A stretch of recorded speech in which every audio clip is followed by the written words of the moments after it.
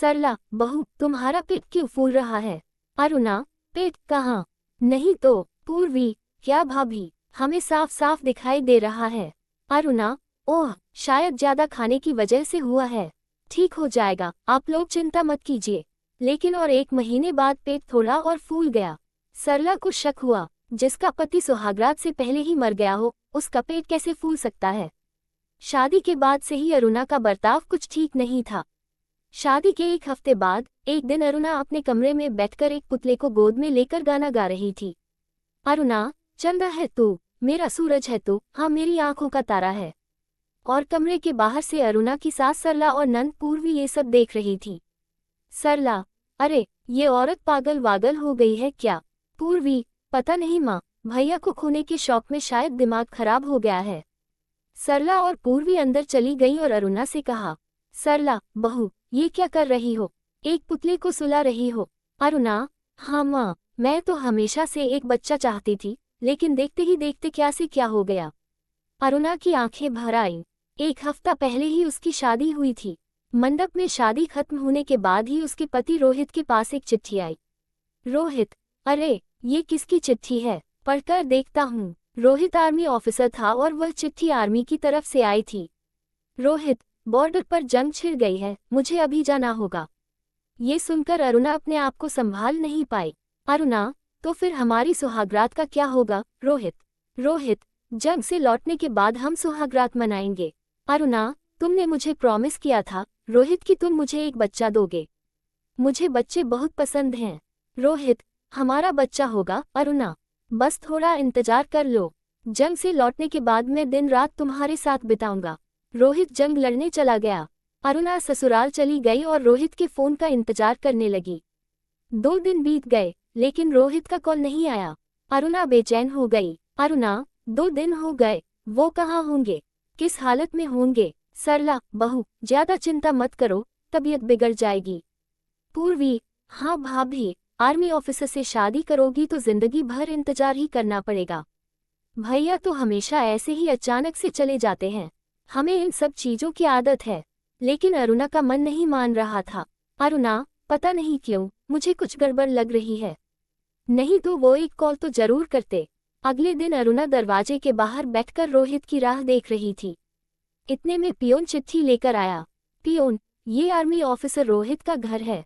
अरुणा, हाँ, उन्होंने चिट्ठी भेजी है क्या? पियोन, उन्होंने नहीं, ये आर्मी की तरफ से चिट्ठी है उनके घरवालों के लिए। पियोन चिट्ठी देकर चला गया। अरुणा ने चिट्ठी खोलकर पढ़ी और उसके हाथ से चिट्ठी गिर गई। वो रोने लगी। अरुणा, अरे ये क्या हुआ? मैं विधवा हो गई। हे भगवान, ये क्या किया आपने? रोने की आवाज सुनकर सरला और पूर्वी वहां आई। अरुणा ने दोनों को सब कुछ बताया और वे भी रोने लगी।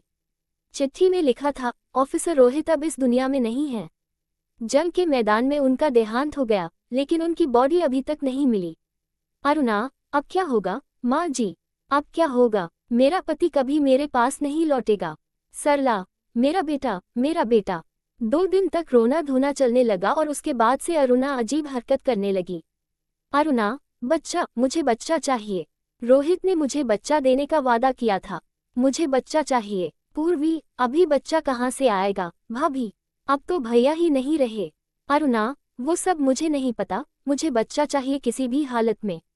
अरुणा बाजार से एक छोटा सा पुतला खरीद कर लाए और उसे खिलाने और सुलाने लगी। उसे गोद में लेकर इधर उधर घूमने लगी। सभी ने सोचा कि अरुणा पागल हो गई है। आसपास के लोग भी बातें करने लगे और ऐसे ही 2 महीने बीत गए और अचानक से एक दिन अरुणा बीमार पड़ गई। उसे तेज बुखार आया और उसका सिर चकराने लगा। उसे डॉक्टर के पास ले जाया गया। डॉक्टर ने अरुणा से कुछ कहा। सरला और पूर्वी को कुछ समझ नहीं आया, लेकिन अरुणा बहुत खुश लग रही थी। इसीलिए सरला ने पूछा, क्या बात है बहू, इतनी खुश क्यों हो? क्या हुआ? अरुणा, कुछ नहीं माँ जी, बस ऐसे ही, आप नहीं समझेंगी। उसके बाद से अरुणा के हाव भाव बदले बदले से लगने लगे। वो बहुत ज्यादा खाना खाने लगी और उसे हमेशा खट्टा खाने का मन करने लगा। पूर्वी, माँ, ये भाभी को हुआ क्या है? कुछ दिनों से कुछ अजीब सा लग रहा है। सरला, पता नहीं बेटी, शायद रोहित की मौत के शौक को अब तक भुला नहीं पाए है। सरला ने इसे इग्नोर कर दिया, लेकिन 3 महीने बाद अरुणा का पेट फूलने लगा। सरला, बहू तुम्हारा पेट क्यों फूल रहा है? अरुणा, पेट कहाँ? नहीं तो। पूर्वी, क्या भाभी, हमें साफ साफ दिखाई दे रहा है। अरुणा, शायद ज्यादा खाने की वजह से हुआ है। ठीक हो जाएगा, आप लोग चिंता मत कीजिए। लेकिन और 1 महीने बाद पेट थोड़ा और फूल गया। सरला को शक हुआ। सरल, हाँ, तू सच कह रही थी। कुछ तो गड़बड़ लग रही है। पूर्वी, माँ, इसका उत्तर उसी डॉक्टर के पास है जिसके पास भाभी गई थी। वे दोनों डॉक्टर के पास चले गए। सरला, डॉक्टर साहब, हमारी बहू को क्या हुआ है? डॉक्टर, क्यों?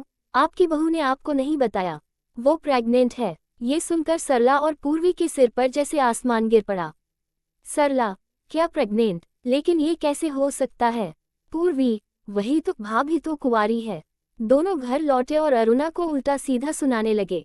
सरला, बच्चा पाने के लिए मुंह काला करके आए कलमुही। पूर्वी, हाँ भाभी, ये आपने गलत किया। भैया आपसे प्यार करते थे। सरला, बता, इस बच्चे का बाप कौन है? अरुणा, मैं नहीं बता सकती। सरला, हाँ, कैसे बताएगी? पता नहीं कौन सी पापी औरत को घर की बहू बनाकर लाई हूँ। अरुणा, खबरदार माँ, मेरे चरित्र पर उंगली मत उठाए। सरला, तो क्या करूँ, तेरी पूजा करूँ? सरला बहुत गुस्सा हो गई और उसने अरुणा को घर से निकाल दिया। अरुणा समझ गई कि इस घर में उसे जगह नहीं मिलने वाली है। सिर्फ उसे पता था कि उसके बच्चे का पिता कौन है, लेकिन वो किसी को बता नहीं सकती थी। अरुणा मायके लौट गई, लेकिन सब कुछ सुनने के बाद वहां से भी उसे निकाल दिया गया। बेचारी अरुणा फुटपाथ पर रहने लगी और कुछ महीनों बाद वहीं उसे एक बेटा हुआ। लेकिन उसके पास अपने बेटे की परवरिश करने के लिए पैसे नहीं थे, इसलिए वो अपने ससुराल के दरवाजे पर उसे रख कर आई। सरला ने दरवाजा खोला और बच्चे को देखा। सरला, अरे ये क्या, यहाँ बच्चा कौन रख कर गया है? जरूर उस कलमुही अरुणा ने किया है ये। सरला दरवाजा बंद करने जा ही रही थी कि तभी उसने देखा कि उस बच्चे के दाहिने गाल पर एक तिल है। सरला, अरे, मेरे बेटे के गाल पर भी एक तिल था, वो भी दाहिने गाल पर। ये कैसे संभव है? सरला आश्चर्यचकित होकर खड़ी थी कि तभी एक कांड हो गया। रोहित सरला के सामने आकर खड़ा हो गया। रोहित, माँ, कैसी हो अब? सरला, अरे बेटा, तू कैसे आया? चिट्ठी में तो लिखा था कि तू। रोहित, वो सब झूठ था माँ, मुझे एक सीक्रेट मिशन पर भेजा गया था, इसीलिए मुझे मरने का नाटक करना पड़ा। लेकिन इस बीच मैं एक रात चुपके से घर आया था और केवल अरुणा से मिल पाया था। मैंने उसे मेरे बारे में किसी को बताने से मना किया था, इसलिए उसने आप लोगों को कुछ नहीं बताया। अब जाकर सरला और पूर्वी को सारी सच्चाई समझ में आई। सरला, इसका मतलब ये बच्चा तेरा है? इसका मतलब बहू ने कोई पाप नहीं किया और मैं फालतू में उस पर शक कर रही थी। बेटा, तू बहू को ढूंढ कर ला। रोहित तुरंत बाहर गया और बहुत ढूंढने के बाद आखिरकार उसे अरुणा मिल गई। वह अरुणा को लेकर घर आया। सरला और पूर्वी ने उससे माफी मांग ली और उसके बाद सभी खुशी खुशी रहने लगे। दोस्तों, आपको हमारी कहानी पसंद आई हो तो प्लीज़ लाइक और सब्सक्राइब करें। धन्यवाद। जय हिंद, जय भारत।